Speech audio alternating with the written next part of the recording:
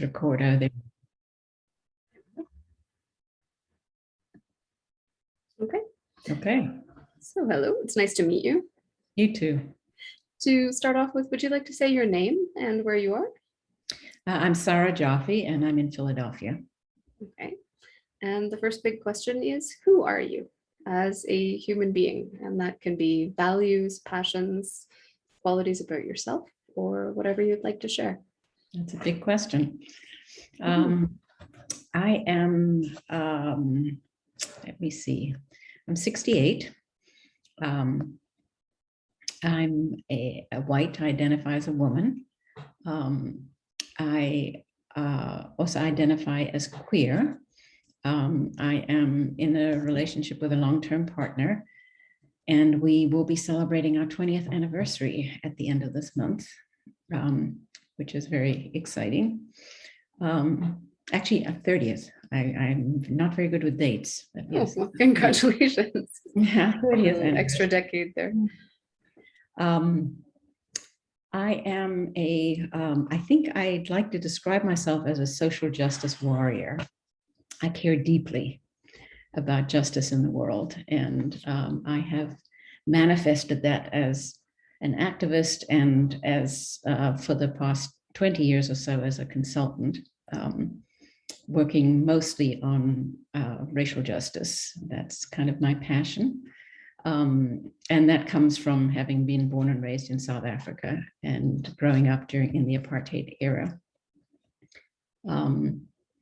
I am a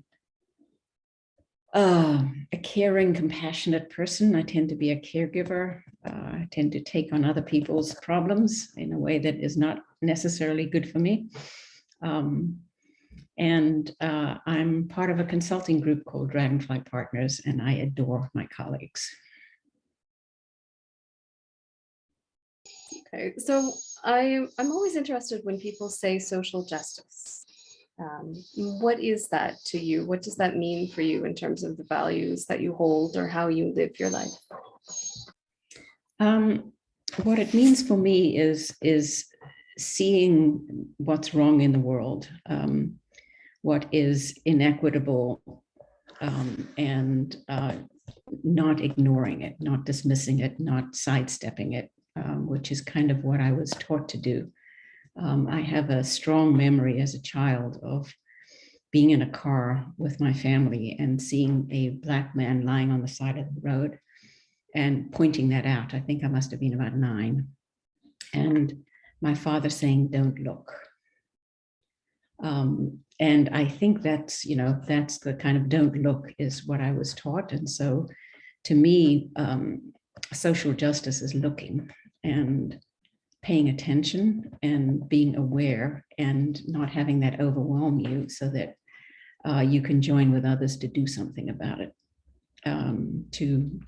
There's a Jewish construct of repairing the world, and that's what it is. Tikkun olam, it's called, and that's what it is for me, is repair of the world,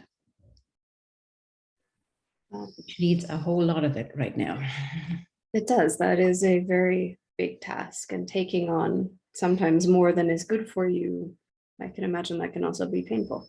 Yes, very much so. And especially during these times, it's very hard not to be in pain about what's happening in the world.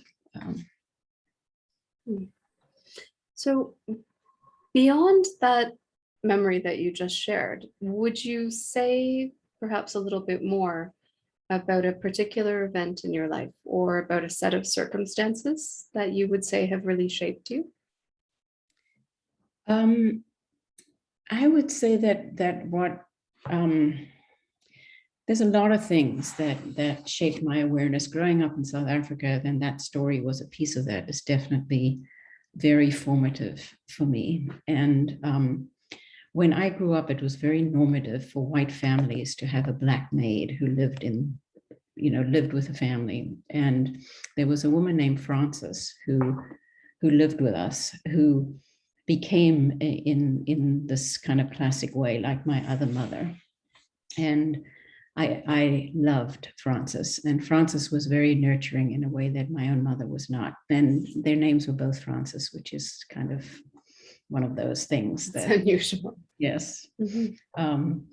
And I would sit with her, excuse me, I would sit with her in the kitchen after dinner, as I remember it almost every night. I'm not sure if that's an actual real memory. And just talk. And particularly from, I think from the time I was about 10 through adolescence.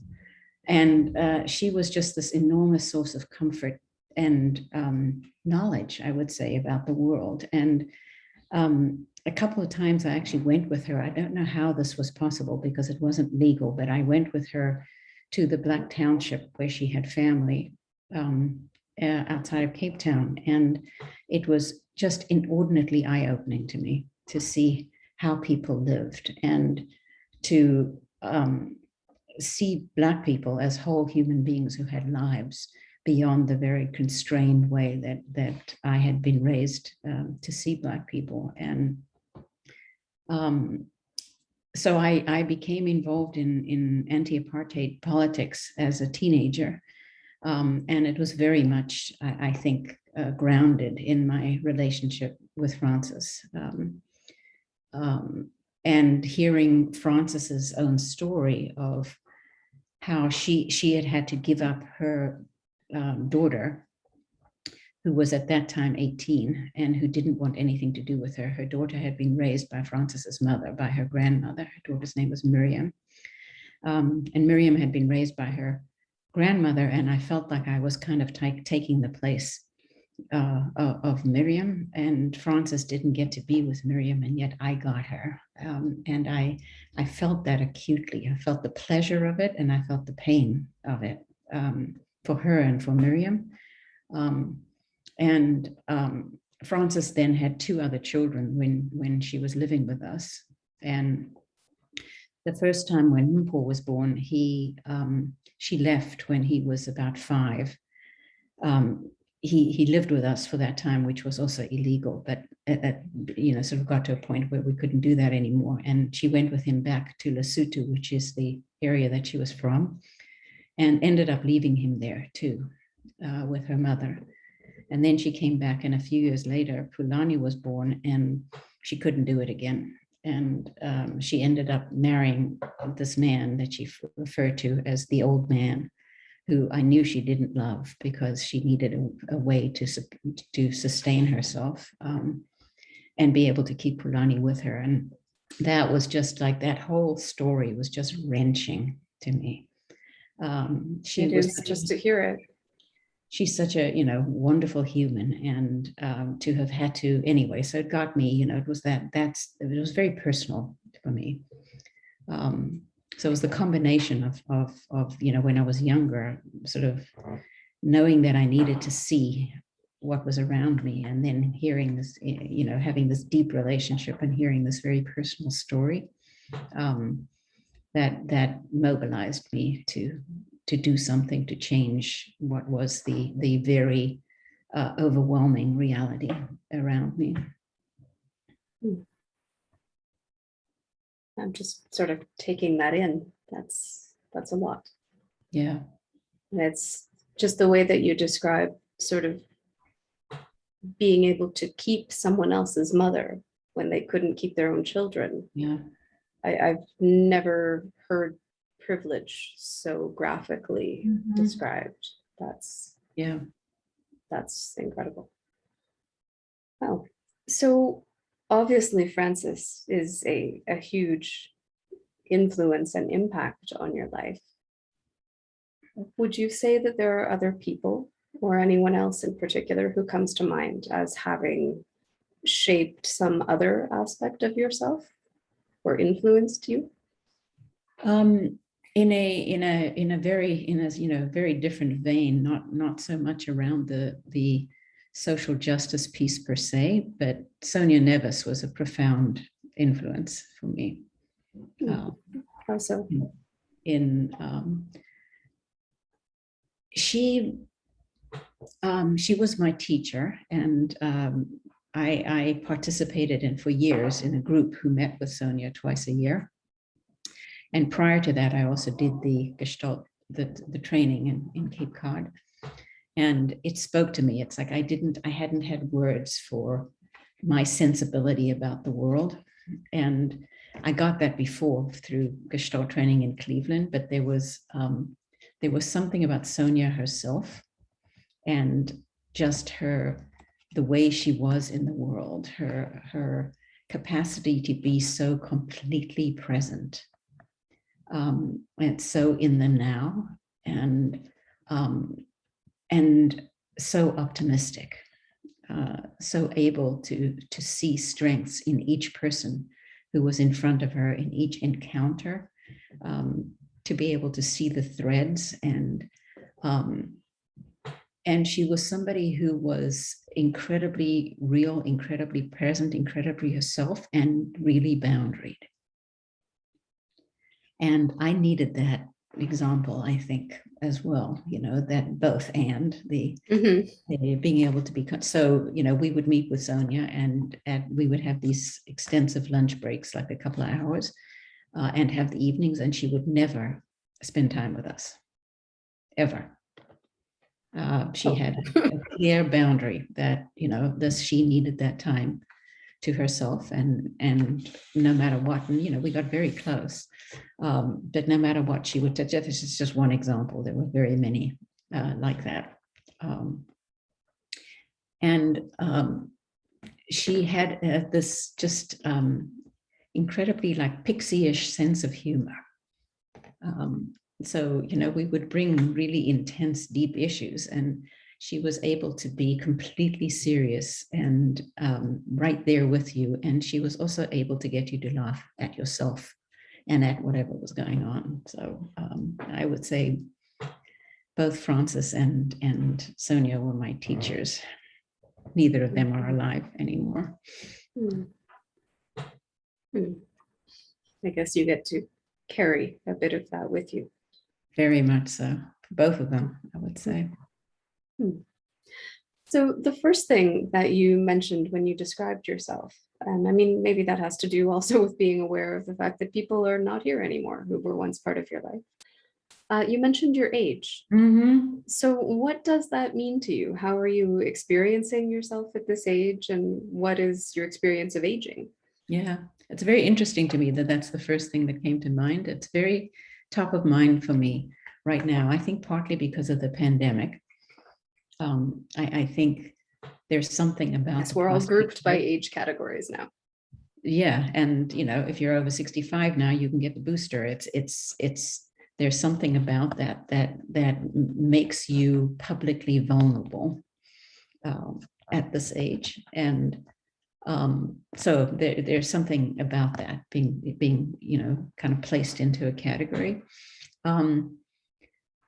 and I feel my age. I feel I'm slowed down. I don't have the energy. I remember Sonia very clearly. I mean, I started working with Sonia when she was a good bit older than me. She was in her 70s, I think, at that time. But I remember her talking about, that we think when we're young that energy is limitless. And that in fact, we have limited energy, and that when we're older, we have to make choices about how we always have to make choices, but we're much more aware of it when we're older, about having to make choices about how we use that energy. And I'm very aware of that, of my energy being limited, and needing to make choices about what I do, how I do it, who I do it with. So there's that piece. There's body aches and pains and medical issues health issues that I never had. I've always been blessed with being really quite healthy, and I still am, but I have stuff that, I have to spend time with doctors that I never had to spend time on before. So, I have an issue with my back. So it's a kind of chronic issue. It's just always been there, but it's exaggerated now. And I'm, I have kids and grandkids. And so I'm very aware of being the elder in that context. And I'm aware of it more broadly, of being the elder in terms of being able to own my wisdom at this point, and to say, I actually have some learning from having lived for a while. that I can claim that I want to be able to share. So I think it's all of those things. Mhm. I've noticed that some of my older friends talk about legacy when they hit a certain point. Have you considered that, or is that not part of how you see yourself as leaving some kind of legacy? Are you still building things? I think I'm still building, although I'm building very choicefully. So I choose projects to work on very choicefully. But I am still in that mode, I think. I don't think I'm at the place yet I don't know that I ever will be. I've never been a very future-oriented person. So I'm not sure that it's possible that I'll get there at some point, but it isn't where I am now. Interesting. So you also mentioned a couple of things which I can imagine may have to do with how you experience yourself in terms of gender or as a woman. Would you like to say a little bit more about any of those parts of yourself? It's interesting. My work is about racial justice primarily, but not exclusively. But fairly recently, I was doing an exercise with my colleagues about identity, about social identity and various aspects of identity. And a colleague of mine was leading it, and one of the questions she asked was like, which aspects of your identity have meaning for you right now, like are primary for you, and which ones do you really not think about that much?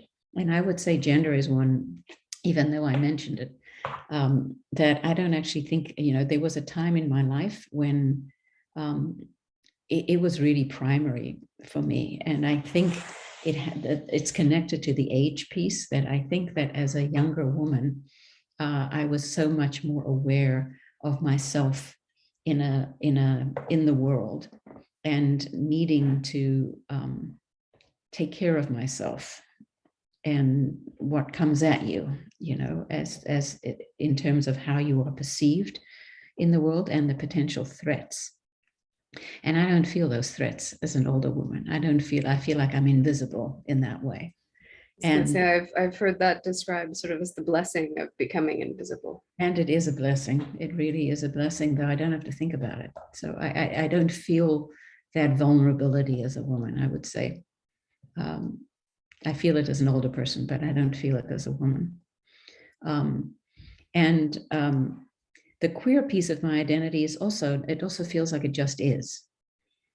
At this point in my life, and the context in which I live, which is a very supportive context, it doesn't feel like it's a big deal, except in the context of my work, where I'll have some solidarity with younger queer people and be able to connect with them. I'm happy to hear that. Mm-hmm. Okay, so what about, and this may be a big question, I don't know. How would you say that you experience power and privilege in your life? Or how do you understand it or relate to it? I have had enormous privilege as a white person, and could experience that viscerally growing up in South Africa. It wasn't discreet. It wasn't subtle. It was, I went to all white schools. I went to all white movie theaters, enjoyed all white beaches. I lived in a world that was defined as a white world. The suburb where we lived was a white suburb. So, there are countless ways in which I have had privilege as a white person. There was a time when I was married to a man, and I experienced heterosexual privilege in that way. The being seen as normative, which I actually never fully embraced. I think there's a part of me that has always been queer in the sense, not so much of sexuality as of worldview. Like, having a more radical sense of the world. And like I never wanted to be called a wife, for example. I didn't like that naming of myself. It felt confining and limiting. And what were you? What was your term? Partner. You know, and that's the same term I use now, even though I am married to my partner. That it conveyed ownership to me, and so, you know, in that sense, it's sort of part of my more sort of radical political self. I have class privilege now that I'm very aware of. I was raised as the poor relatives of wealthy uncles and aunts who owned a factory, and my father was a car mechanic, and my mother worked in a factory, and was the only mother in their extended social circle who worked. So I grew up, you know, working class, and I'm very aware now of being middle class, and you know, in the context of South Africa, I was very aware of white privilege. And also class privilege relative to other people, class being, you know, such a relative term. But now I own a house. I was you know, not in food lines during COVID. I have access to healthcare. I have all kinds of privileges that are very clear to me. And I mean, what do you do with those? Or what is your relationship to the other part of that question, which is power? I think that I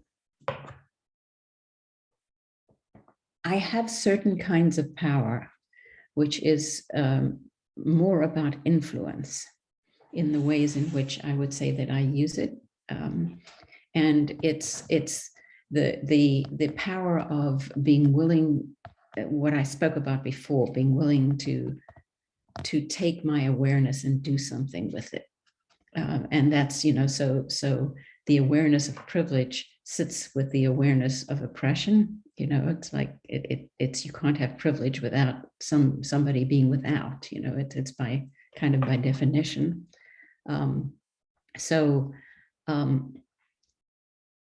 I think the power I have is the willingness to take risks, to be bold, and also to be empathic and understand that this is not easy for people. So I work at not being judgy. It's hard you know, right now, given the political divide, it's really, I find it, you know, it's hard not to judge people who are unvaccinated, for example, for me. So I work at not being judgy, but I think in terms of the piece around privilege, you know, a lot of people were coming to it new after George Floyd's murder, you know, that was like a big recognition for a lot of white people around me. And, you know, it's a journey I've been on for quite some time. And so being willing to kind of be with people in that struggle and understanding that they're at the beginning of a journey that you can't jump, you know, from the beginning to the end of it. Right. And I mean, it's sort of, you know, forgive them for they know not what they do. I guess not everyone was born into a moment where you could choose to be part of dismantling an entire social system. Yeah. And you know, either weren't born into a moment or just didn't see it. You know, it's kind of always been there, but that's true. A lot of people just, you know, it wasn't in their awareness because it's possible. Privilege makes it possible for it not to be in your awareness, right? That's true. Yeah. That's true. I don't know if this question is going to come out right, but it's just something that I'm sort of wondering. It may not even be, you know, a figural part of your identity, but I'm sort of curious about your experience of going through that social restructuring, that whole change from apartheid to post-apartheid. I mean, I can't imagine, because I've never been in a society that's actually flipped at that point. I mean, how does that, I can imagine it would change me just experiencing that it is possible. But Yeah. I don't know. I would like to know what is it like to go through that level of social change? I wish I have so much wishfulness about being able to answer that question in a way that says I went through it, but I didn't. So I left the country before the change happened. I left with a sense of running away, which is why I say the wishfulness comes up around that. The point at which I left was the rise of the Black consciousness movement in South Africa, and white people were being told we needed to work in white communities, that we couldn't be leaders in a multiracial context, which I had been as a young person. And I had at the time a really hard time dealing with that. And I left in what was supposed to be a temporary way. Came to the US to be with the person who became my husband, who was studying here, and then never left, and that was 40 some years ago. So I have a sense of having left the struggle and not having lived through that. And I've connected recently with old high school friends who were actually there. And I have I would have to be honest to say some envy that they actually, it was, and then they would be surprised at that, I think, because it was hard. It was really, really hard what they lived through. But I didn't, I didn't experience that. What I did experience was coming to this country and seeing that this was not the dream that I had anticipated that it would be. I had really bought into, America as the land of milk and honey, and where everything was good and just. And one of my first experiences coming to Philadelphia was going to see about an apartment in an apartment building where some friends of friends lived, actually in the same neighborhood that I live in now. And being told by the rental agent, or I'm not sure what exactly his role was, in a kind of smirky way, that he had just had a Black couple come and told them there were no apartments, but there actually really are, and you can have it. And I was stunned. I was floored. I was so naive. I really had no sense that happened here. And so, we did not rent there, and actually organized the people in the building to be, that's that seeing piece, to become aware that this was happening. And ultimately they shifted the ownership and the demographics of that particular building. But the point was more that it was shocking to me. And so I became involved in anti-racism work here, having not known that it needed to happen. But I do remember the moment when Nelson Mandela came out of prison, and that sense that you were talking about, of being flooded with that sense of possibility. It's like, I never thought that this could happen. I really, there was a part of me that always held on to the belief that it was possible, but it was really, a very small little flame. And then it became this fire, that he was out. And it was just one of those, those moments, are kind of like Obama being elected president, those moments that you think, I didn't believe I would see this. And of course, it's not, the answer to everything, but it's a big moment, that kind of moment. I'm sorry if that question was uncomfortable. No, I'm totally, totally fine with talking about it. So another part is the Gestalty part of you. So I'm wondering how Gestalt came into your life, how you found it. I was looking for, I'm not good at dates, so I'm not going to remember when this was, but I was looking for something. I was sort of at that place in my life. I was probably in my 40s, and thinking I wanted to be something. Like I had my whole life, I'd sort of made things up, like I didn't really have a career. I would like fall into things and then make Sounds that. like me. Yeah. I'd like to hear how this finishes, please. So I was kind of trying to, I was trying to find a thing to be, and I thought maybe I should be a psychologist. Like that sort of came to me as like maybe that was a thing to be. But there was something about that was just not fitting for me. And my son was attending Oberlin College in Ohio, and I heard I went to visit him, and in my search for possible things, to pursue, I heard that there was this Gestalt Institute in Cleveland. I'd never heard of Gestalt. I didn't know what it was.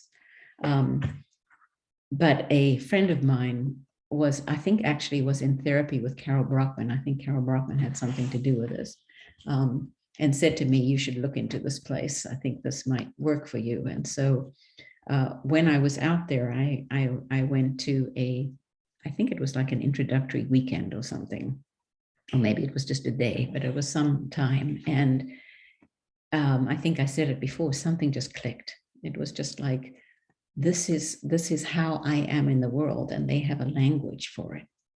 They have a way of looking at the world that is just so speaks to me. So I ended up applying and going to the 2-year, I think it was called GTP at the time, or something like that. Anyway, it was called like the Graduate Gestalt Program or something, and loved it, just loved it. And it didn't make me into a something, but it gave me a foundation for how I was working in the world, and I ended up sort of immediately creating things that came directly out of that Gestalt training. I created I was working at the time in a home healthcare agency, and created a theater piece featuring home health aides telling their own stories. And so that was like, the first thing, and then created a training program called the coaching approach to supervision and management that was really a Gestalt frame for how to be present with people that you're managing, and balance support and accountability. That was sort of the core of it, which became kind of a national program. And so yeah, that was sort of my introduction to the Gestalt. And then I a few years later, I think it was, I found the program in Cape Cod and attended that program. And that was at a time when my son was going through a lot of turbulence in his life. And so it was both really helpful to me in terms of the Cape Cod program as their own unique particular stamp, which I loved too, but also personally incredibly supportive to me during a rough time, and a community to be part of that was very supportive. So I don't know if you've become someone, but what do you actually do with all of that? What would you say has become the essence of your work or your way of working? I think it's always been my way of working, and my way of being in the world, but it gives me a, a container and a language and colleagues who think similarly. I would say that my way of being and my way of working is fundamentally to be present with people, and to take people in fully, as they are, without trying to change them, trying to be with people. And there are situations where the being with will influence people to be differently and act differently, which is, in many ways at the essence of the racial justice work that I do. But it's not coming from a place of I know better. It's kind of the paradoxical theory of change. It's like, so it's like that language, that construct is just so helpful. As one example, just so helpful to me.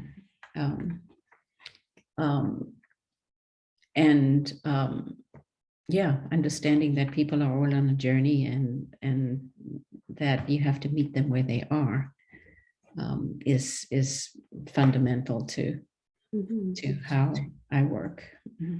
And would you say that and its frustrations are one of your major challenges, or what are some of the challenges that come up for you? I didn't understand the frustrations, please. Just with people being where they are. Mm-hmm. Is that frustrating? Is that challenging? Or what are challenges for you? Oh, there are many times when, people are acting in ways that are enormously frustrating to me. And that's particularly true when it's organizational leaders who have a profound, have enormous power and a profound influence on the people who work with them. I love working in organizations, because, as opposed to working like one-on-one as a therapist. Rather, I do a lot of one-on-one coaching, but it's in an organizational context, because they're so vibrant and so alive, and there's so much possibility in organizations for what they can do in the world, and how they can provide that container for people, the vessel within which people can bring their best selves to do something good in the world. There's something about organizations that really fires me up. And there is the shadow side of organizations, which is, people spend a huge amount of their time there. People sometimes use the metaphor of, organizations being like a family, but they're actually not. It's a hard, it's an unhealthy metaphor, because people can be expelled from, in a ways some families do, but most families, you're part of it. Yeah, they tend to avoid shunning and expelling. Yes.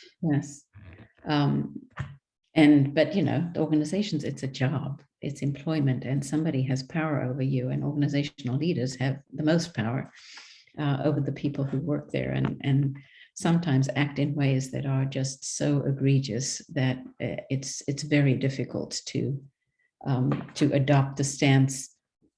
And I don't always adopt that stance. I mean, sometimes I will join with people in an advocacy, much more of an advocacy kind of place, because it feels like they have tried the other avenues.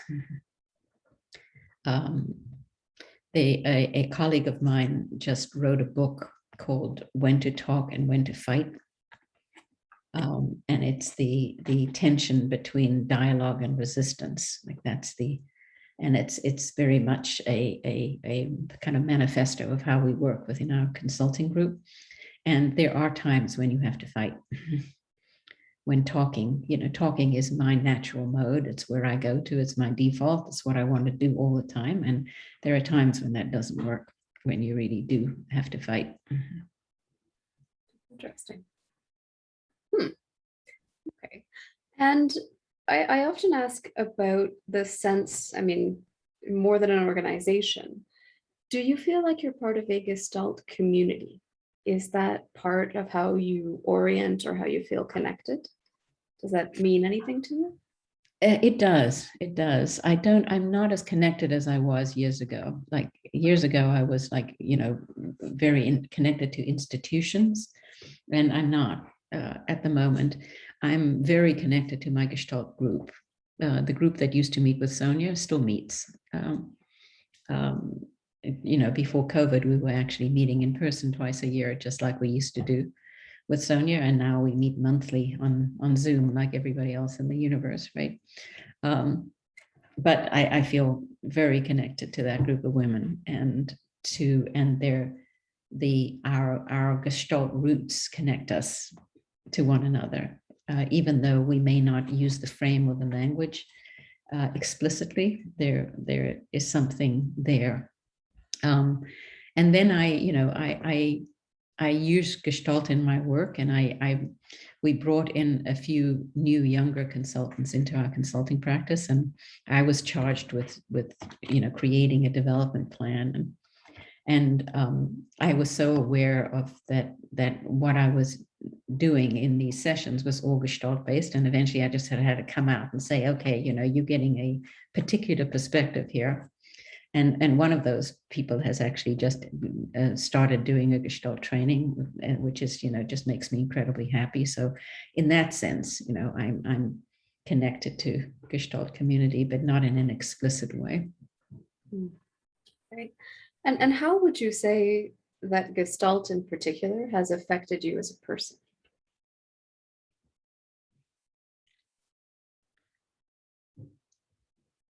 It creates a sense of possibility in me. I think that's what it did for me originally, was the sense of, oh, there are others who have a similar worldview, who have a similar frame, who are open to learning and growing and experiment in the same way, and who see complexity, who are bridge builders, like that's what Gestalt means to me. And so, I think of Sonia and her optimism. I think it reinforces a sense that's in me already of optimism in the face of enormous challenges, right, that we have in the world. And what would you say are some of the satisfactions that you've experienced? I mean, I hear you carrying through relationships over the years and things like that, but what comes to mind? What would you say has been a satisfaction for you, or a highlight in some way? And it can be a story, it can be a moment, it can be.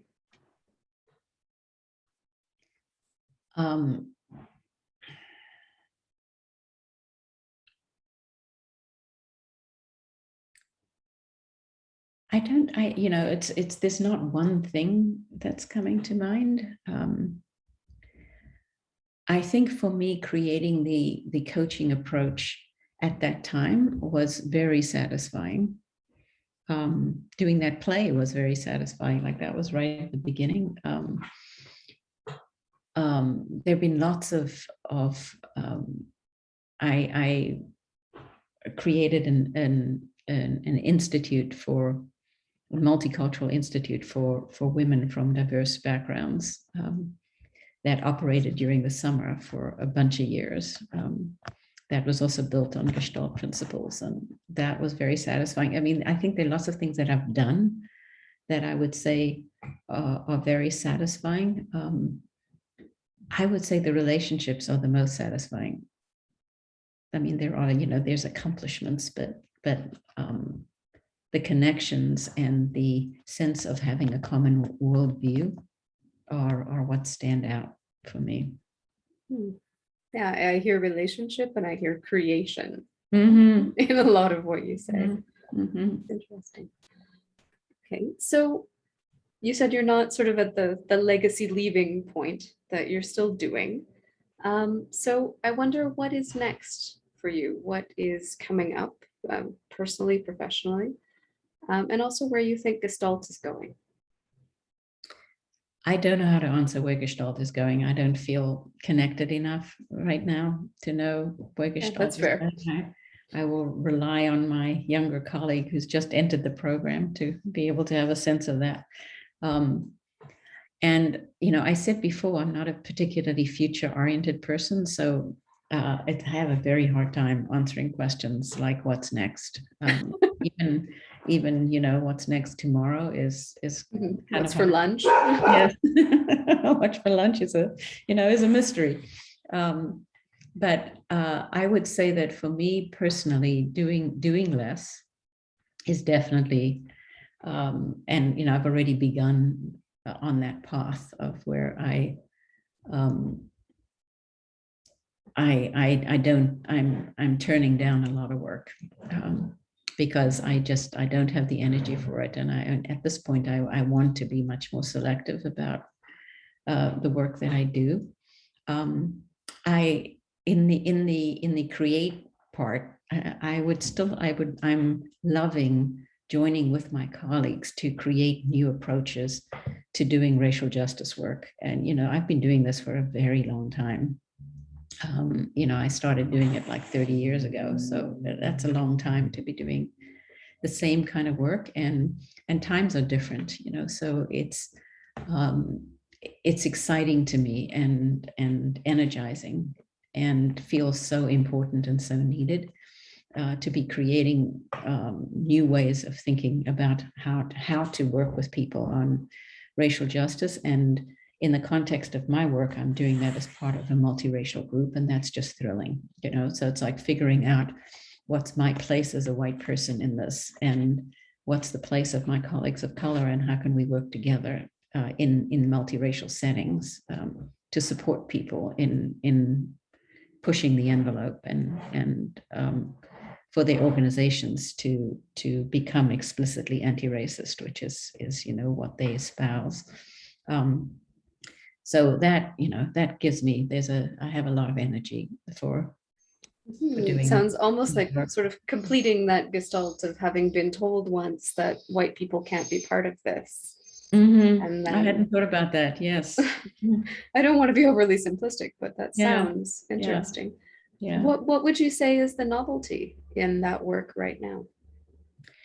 I think it's that people in general, or people in this country at least, which is primarily where I work, are at a different place, at a kind of new place of understanding, and are struggling with what to do with that, so, and it comes out a lot as judgment of each other. And people having a very difficult time finding ways to actually come together and be in this together. We've just created a project called In It Together, which is, one way of working with young people who are working on abolition, police abolition, and struggling to figure out how to be in it together. So I think that you talked before about a moment, I think this is a moment, and I think it's a really an important moment for people to come to kind of a new awareness and a new kind of consciousness, and then do something with it. And it's the doing something with it that people are struggling with. So I think that's what makes it new right now. Whereas earlier, I think it was more that people were just, I left doing, at one point I was doing a lot of diversity work, and I left it because I felt like all I was doing was work on awareness. Like it was just about getting people to a place of awareness. And yes, a lot of heads nodding, and then yes. And then it was like it didn't go anywhere. It couldn't go anywhere. Now it feels like it can go somewhere. And I won't ask you where it's going, because that's the future. That is and it's unknown, it's unknown. But for people to be able to have some agency and to be in it together, that's where I'm hoping it's going. To do transformative work with that. Wow, thank you. Would you say that there's anything you would like to add at this point? Any final thoughts or parts of yourself that you feel need to come in? I don't think so. No? Well, I'm out of questions. So would you say that this is an okay place to end for now? I Yes. really appreciate your time, and it's been You're very lovely welcome. to get to meet you. And it's been great talking with you. Okay, thank you.